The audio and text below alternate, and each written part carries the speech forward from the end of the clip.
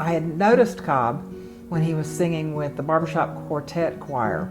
I ran backstage for their concert, and it really struggled as a production. So a writing partner of mine and I went to them with the suggestion that we write some skits to go between the different choirs, and pretended the whole thing was a radio production. Okay. We needed someone to play the part, and Cobb volunteered.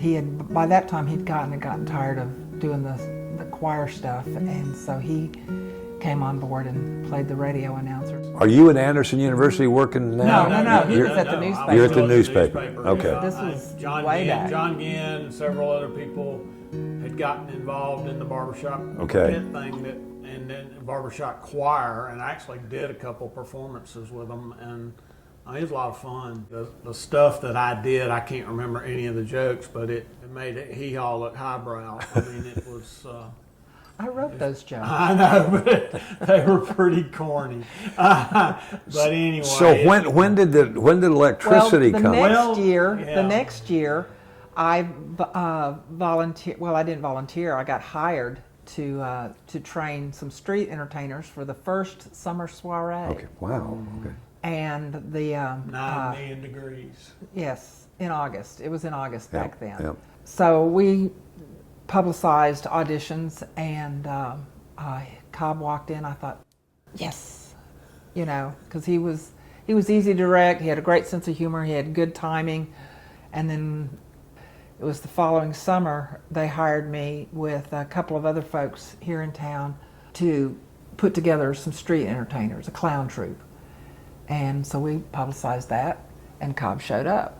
So I was going, yes, we've got a good beginning. And we spent the summer doing that. And one night we were talking about something, and I was telling something that one of the little girls in my summer theater camp had said, and that was the first time it occurred to Cobb that I was single. He just assumed that I was married. So I'm single, he's single. He tells a real... It's true. Well... It's true. True she with fell in love true with me. with a lowercase t. No, she actually fell in love with me when I directed traffic with a toilet plunger. And orange overalls. But the real kicker was we were getting makeup put on and getting ready to go out, and like I said, it's 100 million degrees, and she took this red lipstick, and I said, "Oh no, you don't do that. That'll never come off." She says, "It'll come off." Trust me. She covered my nose in red lipstick, and of course, and 3 weeks I walked around with a red nose. But It and the other thing is, we pretty much lived across the street from each other at Country Club Apartments for a year. Didn't know it. Never ran into each other. Then when we got together, it was like, okay, she went to Oklahoma State, I went to Clemson, land grant schools, main color orange. Mother was an art major. My mother was an art major. We have two younger. Both dads were in the oil business, and we both had two younger sisters. And both firstborn. Took her home for Thanksgiving, and my mother had the same china pattern as her mother had. So who asked for the first date? I did. Remember where you went? After that soiree. After the I didn't hear nose, from the him red for nose. about 6 weeks. No, it wasn't 6 weeks. It felt like 6 weeks. Well, it did, but I literally, this was back in the day when the ACC did what they called the Skyriders Tour. They throw you on a bus, and for a week you went around the ACC, all 8 schools on a bus with a bunch of crazy sports writers. So it was like, I left for that trip. The soiree was on a weekend. I left for that trip on Sunday. When I got back, I called her. So where'd you go on your first date? We went to Anderson Country Club, and she asked me if they beat the help. They were just so, yes ma'am, no ma'am, and probably and arguably the nicest place in Anderson to have a meal at that time. Yeah. Picks you up, you go out, you have a nice supper, We had he a takes lovely- you home. Yep. Does he kiss you goodnight? I don't think so. First date, man. First date. Don't do that. Yeah, we're old. Very traditional. We had gotten married. He'd worked several other jobs after he left the newspaper, and then ended up in the athletic department at the college. And that was about the time that the college was going 4-year, and then a few years later that wasn't enough and they were looking at graduate programs. And one of the things that the college did was encourage the faculty to get terminal degrees.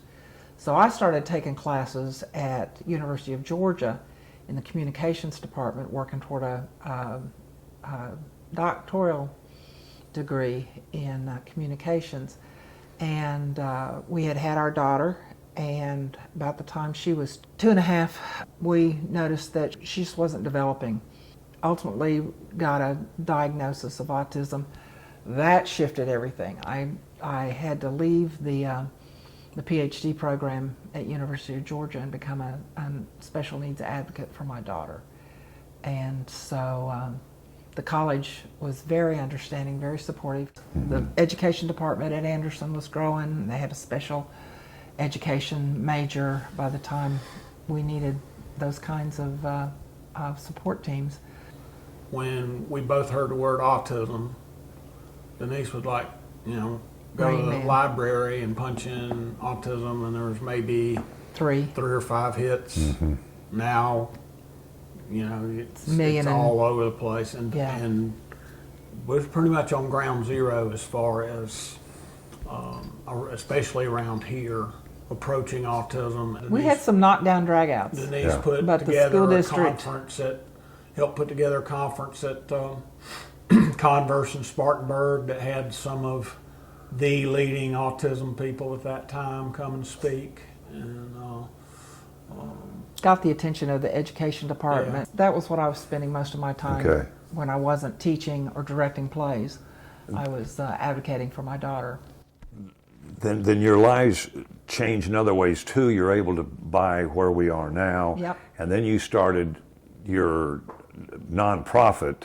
Right. Tell me about that and how that impacted not only your daughter, but others as well. Right.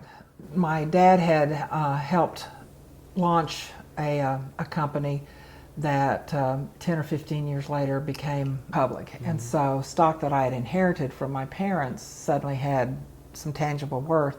So we made the decision to retire early, and I had started a little special needs writing program called Main Solutions, because the girl that taught my daughter to ride started getting phone calls from other people who wanted their kids to ride. And so I retired, we bought the property out here. Looking back on it, there was a steady hand in charge of all of that. We both believe that. Yeah.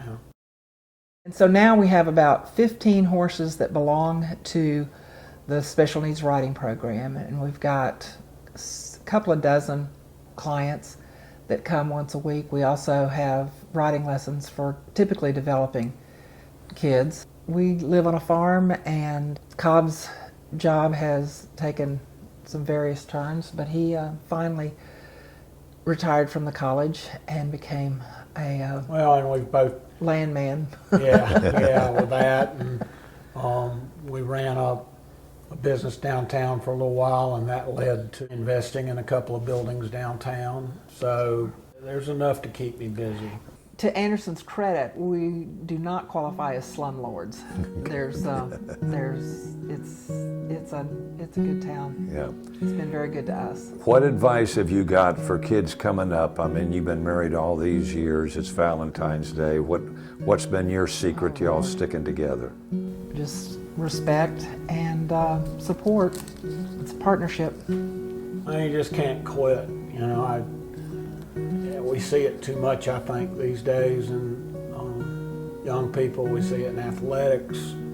Things get tough. Just walk away, and you just can't do that. It took a lot of effort. I consider ourselves a really good team. There's ebbs and flows, just like there is in anything in life, and you keep going, push.